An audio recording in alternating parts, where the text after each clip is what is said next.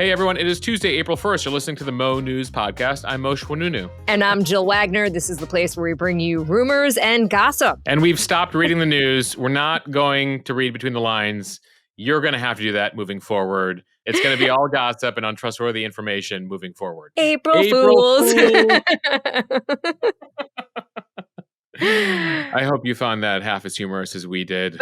We had a lot of fun coming up with it. Yeah, we didn't want to shock you guys and say something insane, but whatever. We caught ourselves a few seconds later. Jill, happy April Fool's Day. Everyone beware. There's going to be a lot of nonsense out there on the social media today. So have your guard up. Don't just repost anything you see, which I know we can trust you. You're Mo News listeners. You're not going to do that anyway, but extra high guard today as everyone tries to fool you. Yes, you are all discerning customers of information. Yes. Though I will say this, Jill, if we went to the gossip and innuendo and rumor feed, we probably would grow given the nature of social media these days, we'd grow so much bigger if we just didn't care about the facts.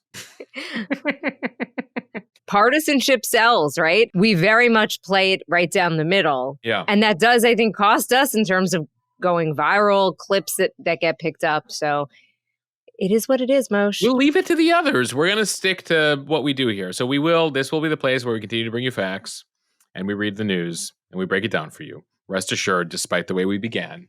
But hope all of you have a solid April Fool's Day. Speaking of facts, Jill, just a quick correction on yesterday.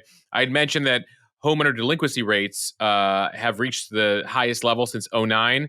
Those are related to multifamily buildings, not 30-year mortgages. So I just wanted to correct that for folks. The headline was out there. The delinquency numbers are not up there on single homes like they were 0809. These are multifamily buildings, apartment buildings, etc. So still a word of caution there on the numbers, but not at the 30-year level that we thought. So just putting that out there. We like to get everything right, but when we don't, we correct ourselves. Okay, now to the headlines. It is special election day. 2 Florida congressional seats are up for grabs in deep red districts, but early voting shows that the polls are closer than expected. And you might have seen Elon Musk giving out $1 million checks as an incentive in Wisconsin's Supreme Court race. Why that judicial race has become the most expensive in history. So not a massive number of elections happening today, but a couple of key races there in Wisconsin and Florida that we will be keeping tabs on all day. After returning to Earth earlier this month, NASA astronauts Sonny Williams and Butch Wilmore talked to the media for the first time. In international news, France's far-right opposition leader, Marine Le Pen, has been banned from running for president in 2027. She was convicted of embezzlement. We'll tell you why. Plus, a hearing on the JFK assassination files today. Moshe, I know you are obsessed with this story. What are you watching? There are going to be some interesting documents discussed today related to what the CIA knew about Lee Harvey Oswald before the assassination, a few of the revelations from those new files that were released. Then 3 U.S. soldiers were found dead in Lithuania, the rescue mission lasting nearly 1 week. And finally, one theory as to why there has been a drop in birth rates across the globe: screen time. I buy that. And Moshe is on this day in history. We will give you a bit of the history of April Fool's Day, Jill, and the origin of the kick me sign. Are kids still doing kick me signs these days? I still think they're funny. I guess I'm a child. A kick me sign to somebody. I don't know. I'm gonna do it I don't know next time in the office. I'll do one doing that, but we'll give you the centuries old history behind that. Moshe, the next time I'm in the office, watch your back. I don't think we have Scotch tape, Jill, but maybe you have to bring it in with you. All right, let's start with a couple of elections we're watching today across the country. Special elections in Florida to fill the open seats of current National Security Advisor Mike Waltz and former Representative Matt Gaetz. And then a big race in the swing state of Wisconsin for a seat on the state's Supreme Court. Let's start there. Moshe, this has been one of the most expensive judicial races in American history. We're talking more than $90 million spent on both candidates. The expectation is that number will exceed $100 million. For context, that is more than all but a few Senate races ever. Wisconsin is one of about 24 states that elect their Supreme Court. The race for this one seat will determine if Wisconsin's Supreme Court leans liberal or conservative. One of the liberal justices is stepping down, and the person voted in next would serve a 10-year term and will shape state policies around abortion, voting rights, and other hot-button topics that are set to appear before the justices. Elon Musk has inserted himself into the race, spending roughly $20 million to boost the conservative candidate, former Wisconsin Attorney General Brad Schimmel. He was also endorsed by President Trump. You may have also seen that Musk was promising to give out $1 million checks to 2 voters who cast ballots against what he calls activist judges, namely the liberal candidate Susan Crawford, who was endorsed by President Barack Obama last week. He changed that to clarify that the money would go to, quote, spokesmen for an online petition against so-called activist judges. Musk has tried a lottery before to give away money. If you remember, during the presidential election last year, there were lawsuits then. There are lawsuits now challenging the legality of offering checks to voters. The state's Democratic attorney general is arguing that Wisconsin law prohibits any offerings to persuade anyone to vote. On Sunday, the state Supreme Court, which is currently 4-3 liberal-leaning, unanimously refused to hear a last-minute attempt by the AG to stop Musk from giving out those 2 checks. A rally in Green Bay happened just minutes later, and Musk handed out the checks wearing a cheesehead hat. Musk has said this race is highly significant and, quote, important for the future of civilization. He pointed out that the court may be taking up a congressional redistricting case, which could determine which party controls Congress. Crawford, who is the liberal candidate, has received millions from billionaires George Soros and Illinois' Democratic Governor J.B. Pritzker. On the Wisconsin Supreme Court's docket is a case that could determine the future of abortion access in the state, also union rights for public employees, and the redrawing of congressional maps that have disproportionately benefited Republicans. Jill, we'll get to the races in Florida in just a second, but what's interesting about this Wisconsin race, despite it being about the Supreme Court in Wisconsin, is it is seen as a referendum of sorts on the Trump administration, that there's this national importance to this. I mean, you had Elon there saying it's the future of civilization is at stake over the Supreme Court of Wisconsin. Obviously, Trump getting involved, a bunch of national figures getting involved here. Wisconsin is a super close state. You know, Trump won it by just a percentage point, less than a percentage point in the most recent election, lost it by less than a percentage point back in 2020. You could also see this race as a referendum on Musk, sort of as a proxy for Trump. Musk's involvement, not surprisingly here, has been highly polarizing, energizing some conservatives, outraging liberals here. Liberals frustrated by the influx of money by Musk. When you look at that $90 million breakdown or so, about $50 million has been spent by the conservatives, $40 million on the liberals. There are issues in Wisconsin that are particularly relevant to Musk, including related to Tesla. Tesla is suing Wisconsin right now, challenging a law in the state that bans manufacturers of vehicles from selling cars directly. You know, Tesla has been trying to break the dealership model for years, and they're trying to change the law there in Wisconsin. So he's got some directly relevant stuff there. But when you look at it, it's not clear that that's really motivating him. Musk has gotten highly political in the last year or two and sees, effectively every race as super important here, an opportunity to, spend some of his money to promote people that he thinks will be valuable to the Republican side here. And, whenever you look at these off-year elections, you try to see signs of whether this is going to be relevant to next year's midterms. Next year's midterms, a third of the U.S. Senate is up, the entire U.S. House is up, a bunch of governor seats. So now we're about 60 days, just past 60 days here into Trump. What indication here will there be about how Republicans are feeling, how independents are feeling, how Democrats are feeling?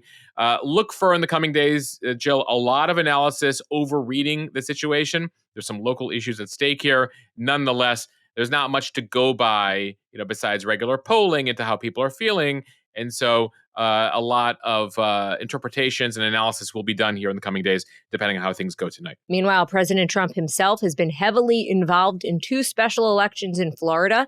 Republicans are heavily favored to win both seats, where Trump won by over 30 points in both districts.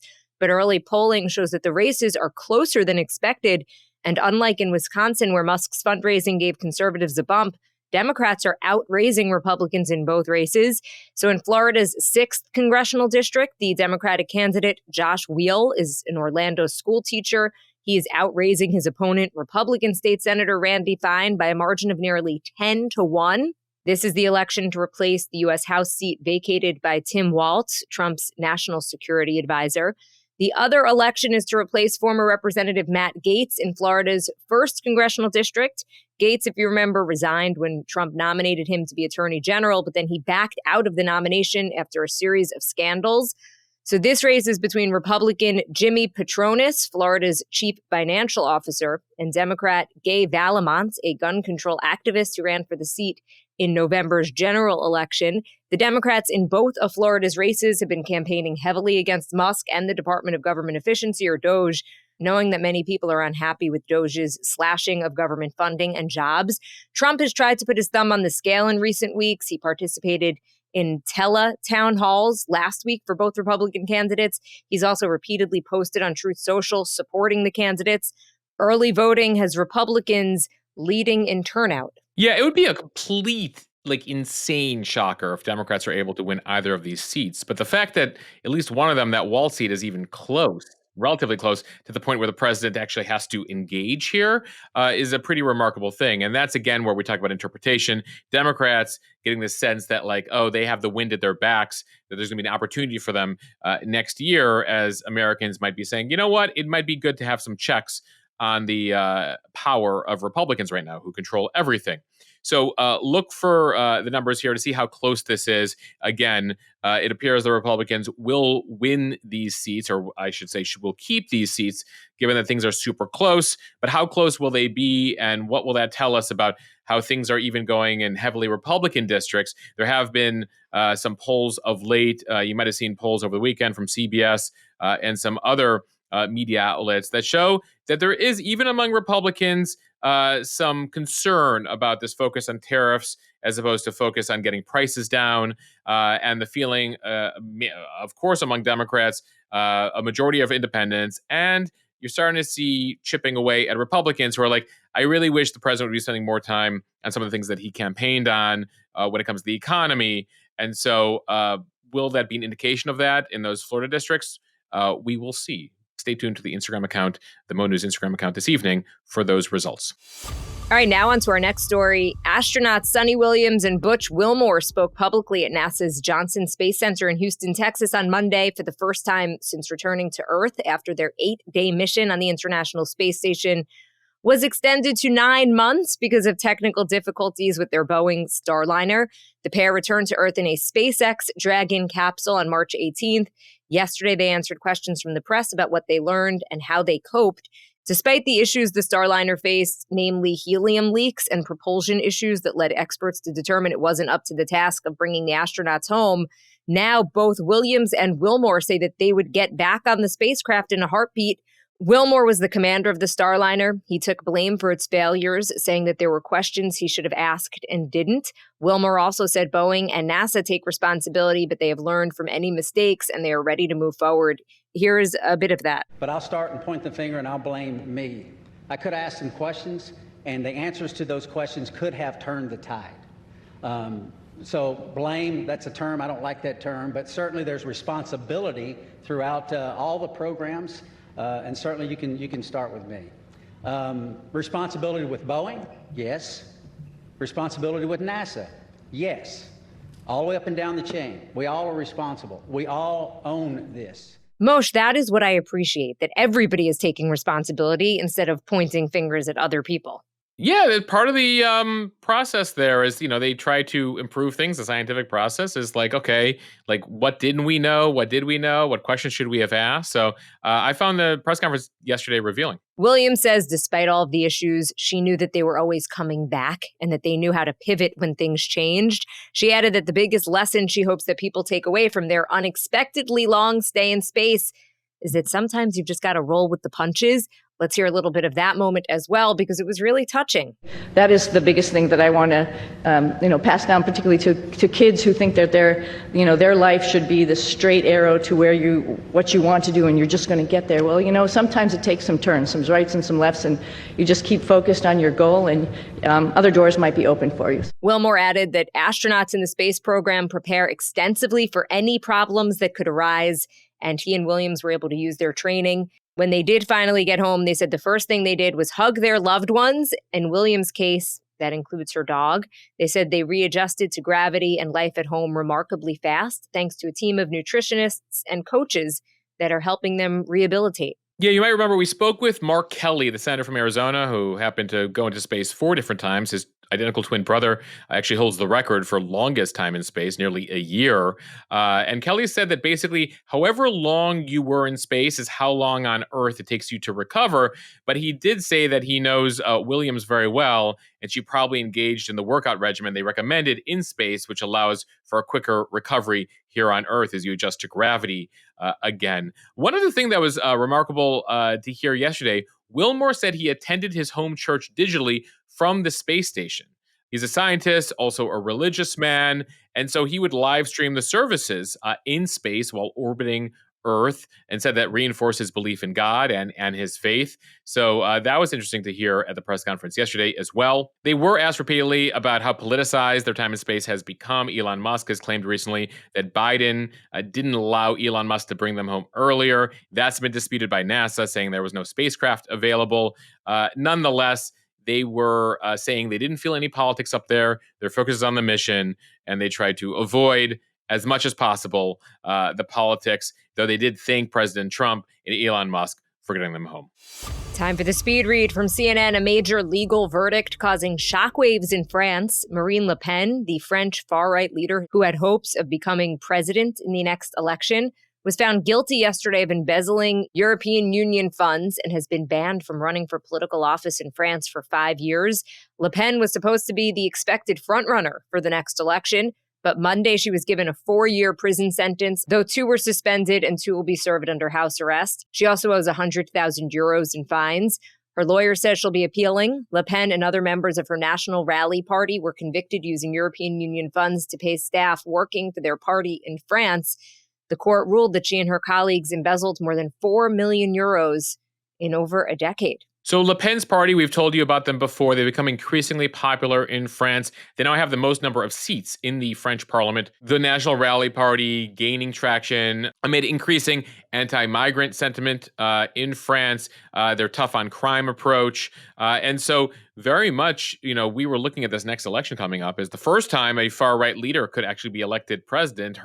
She keeps gaining more and more seats every subsequent election. We're going to be watching the streets in France for potential protests here to see what happens. The government there has been struggling to pass a budget. It could be toppled at any time. Will they take that approach? She's been using some of the Trump language here, calling the case against her a witch hunt. What's interesting here is what they convicted her on.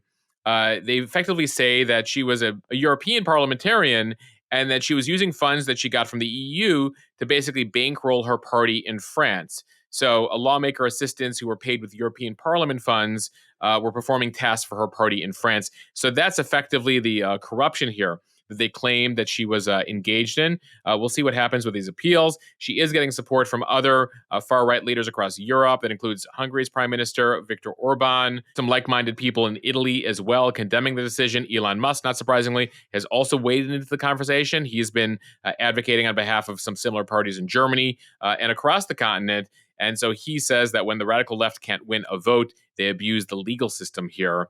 He's drawing a comparison to also what happened in Brazil, where the former president there, Bolsonaro, was recently convicted and could face a prison sentence related to his conspiracy to overthrow the government there back in 2022, sort of the January 6th equivalent that they had in Brazil. So there's a lot of parallels being made there, but you are seeing the rise of these more far-right parties, which, it's interesting, the parlance, Jill, because as far as far-right is concerned, many of their views not dissimilar from the Republican Party here in the U.S., but by European standards, by Canadian standards, they're considered far-right just because those viewpoints have not been part of the main conversation there. And in Europe, still in the memory there is how far-right leaders led Europe to war in World War II. So there is caution there about allowing these parties into leadership, given what happened, nearly a century ago. Nonetheless, though, what has been going on in terms of just the amount of migration that's been happening inside Europe, the benefits that those people get within the country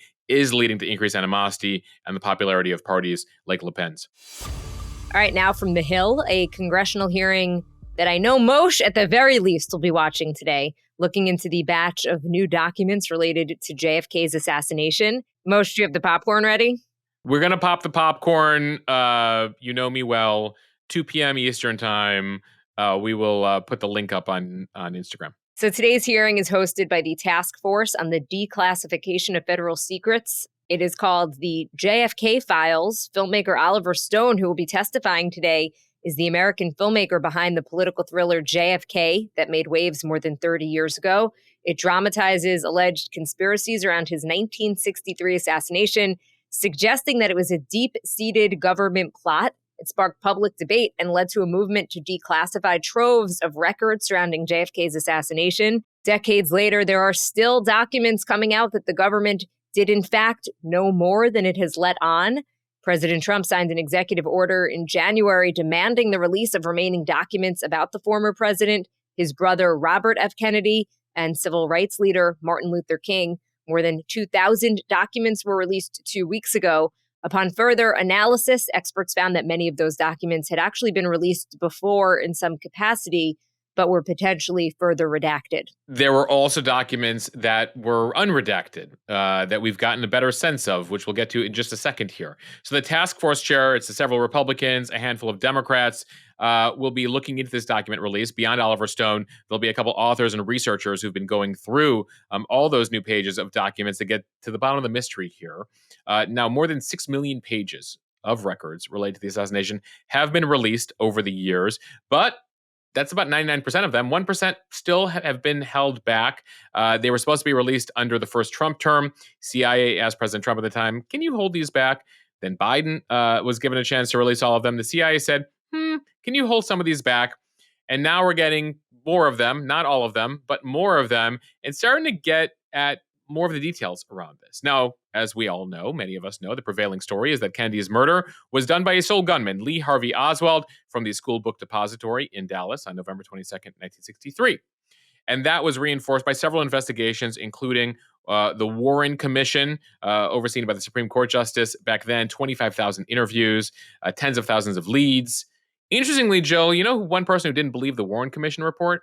Lyndon Johnson, who would take over for Kennedy. He had audio tapes. He had a recording system similar to Nixon, and he was heard on that tape later saying, I don't trust that report. I think there was more to the story here. So was Lee Harvey Oswald involved? Absolutely. But what we're learning more about, and we learned from some of the new documents that will be discussed today, look out for this conversation, was what the CIA knew about Lee Harvey Oswald. They were tracking him for years ahead of the assassination as he would make moves from the U.S. to Russia, back to the U.S., to Mexico, back to the U.S. again. And notably, the head of CIA counterintelligence, James Angleton, and this is all factual, this is all in the papers that have now come out, was tracking Lee Harvey Oswald and actually got a huge memo about Lee Harvey Oswald in the days before the assassination. So question marks around that. Why was the CIA trailing him so closely? What did they know about what he might do? Among the many questions that could come up here. So not to say this wasn't, the government tried to kill Kennedy here, but was the government incompetent or was the government somehow pushing him in that direction? We don't know. And so we will learn more, ideally, from this hearing today, Jill. Remember, Lee Harvey Oswald, just 2 days after he was arrested, he was murdered by a guy named Jack Ruby. So we never got a trial there. And in the subsequent days after the assassination, Lyndon Johnson again takes over as president after Kennedy, effectively said, we gotta make sure that this ends up being Oswald to blame here, because what are the two alternatives? Tearing apart the government to figure out that the government killed its own president, or having to go to war with Russia or Cuba if they were to blame here. So the simplest solution, the easiest solution to move on with things was to pin the whole thing on Oswald. Not here saying that that's not in fact the case, but some of these documents asking more questions about, again, why the government was tracking Lee Harvey Oswald so closely in the years preceding the assassination. Do I have you, Jill? Are you intrigued? Am I entertaining you, as Russell Crowe said in Gladiator? Do I?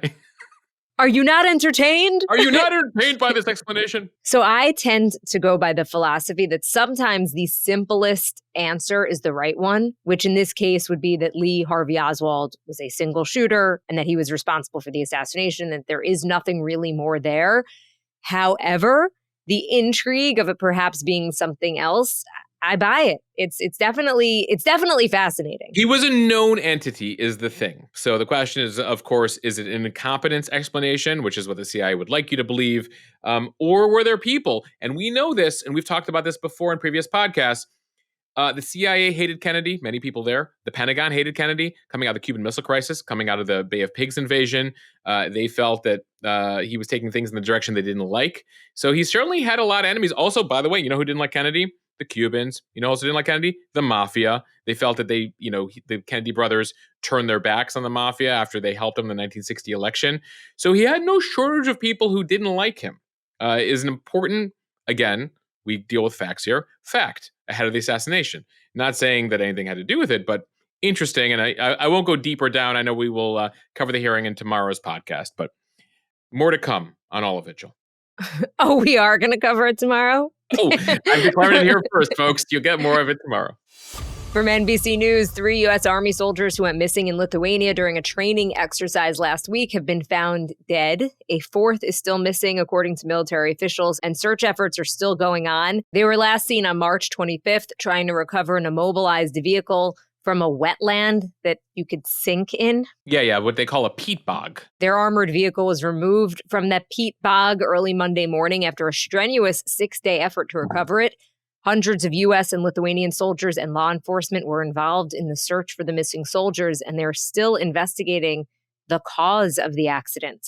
Moshe, I also think it begs the question, why are U.S. soldiers there? Yeah, well, there's like tens of thousands of U.S. soldiers in Europe. Part of our NATO commitment, Lithuania has been a member of NATO for more than 20 years now, is we engage in a lot of training exercises and activities in Europe. Lithuania, Latvia, Estonia, all especially concerned given their proximity to Russia and the fact that the Soviet Union used to occupy their countries and that Putin has his eyes set on them again. We should note Lithuania specifically has a border with Belarus, which is super close, basically owned and operated these days by Vladimir Putin. So that's, again, one of the reasons we're involved over there, and really, a tragic accident there in Lithuania. From Vox, can screen time be blamed for a drop in birth rates? The birth rate is declining across the world in countries with vastly different political economies, ranging from the United States to Finland to Turkey. Some are pointing to an increase in women's education and income. Others are looking at high costs for childcare and housing. But a social scientist at King's College in London says it might be something else entirely. It might be that more people are single. And that might be because more people are on their phones. People from various countries around the world report that a huge issue with teenagers and young men in particular are that they're spending more time alone in their rooms consuming media.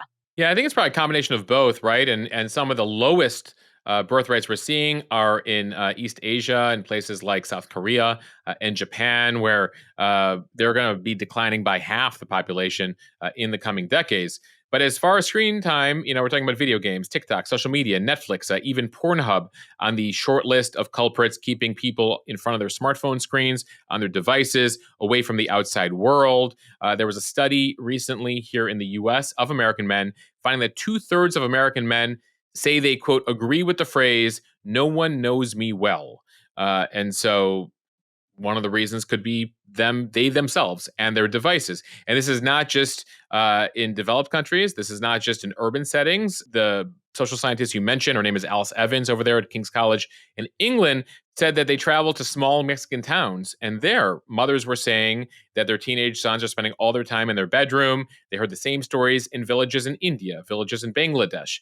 People hooked to hyper-engaging media here. So a variety of factors when it comes to also women's education. And we've discussed it here previously on the podcast. One of the reasons why, women are having a difficult time finding partners is that, especially here in the US, they're more educated, they're more prone to go to college, and it's a bigger deal that they want their spouse, their partner, to have a similar background, similar education. And that's something that's increasingly not happening here in the US. So a variety of factors here, but certainly the hyper-engaged media is a factor. And that's also a theme that comes out of the book we've been talking about a lot on this podcast, Anxious Generation by Jonathan Haidt. We had him on the podcast last year talking about the impact of social media and technology on all aspects of society. And finally here from CBS Sports, the women's NCAA Final Four in college basketball is set. A couple big games last night.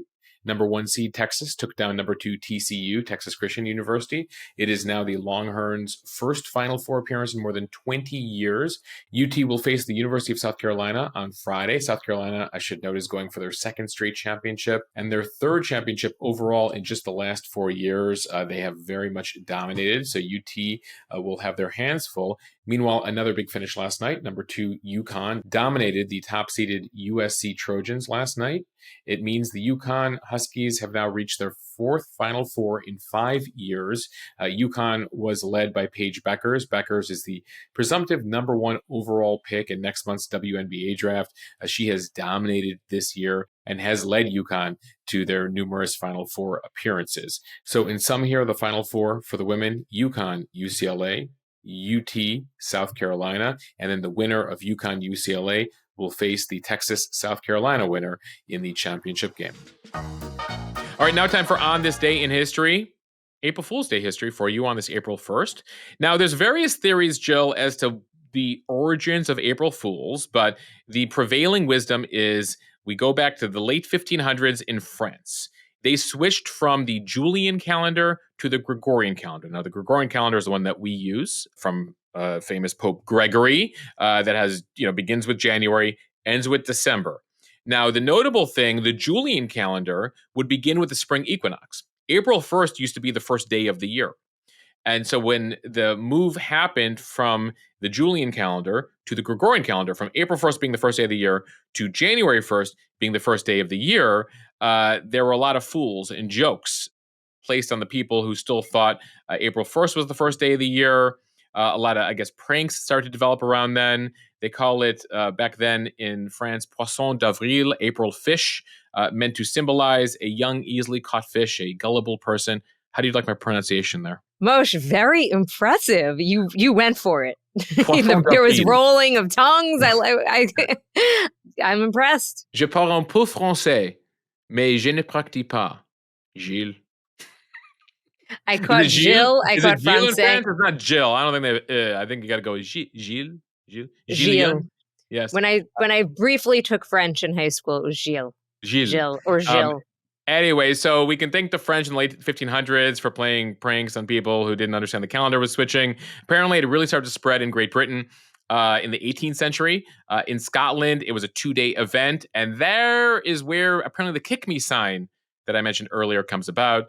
So the Kick Me sign, several centuries old, going back to Scotland and the UK there in the 1700s. So not to hate on the Gregorian calendar, but it does kind of make sense to start the year on April 1st, the idea of kind of the spring, starting the year and then finishing at the end of winter. Yeah. But I mean, I guess somebody above my pay grade knew what they were doing, but I don't know. I think that makes sense, right? It was more about the scientific discovery. I mean, the Romans realized that they had to add 2 months to the calendar, and so ultimately they had to add January and February. That's the reason we've discussed this before. February has the least amount of days out of all the months because it was the last month that we added. Because once they got a better sense of how the Earth rotated around the sun, came to that agreement. Remember, that was a debate for a while because we thought, in many cases that everything we're used to revolve around Earth. And then we're like, no, actually, we're not the center of the universe. Anyway, long story short, happy April Fool's Day, everybody. Watch your back. A bit of tech news on this day. Apple Computer was founded on this day in 1976. So Apple, 49 years old today.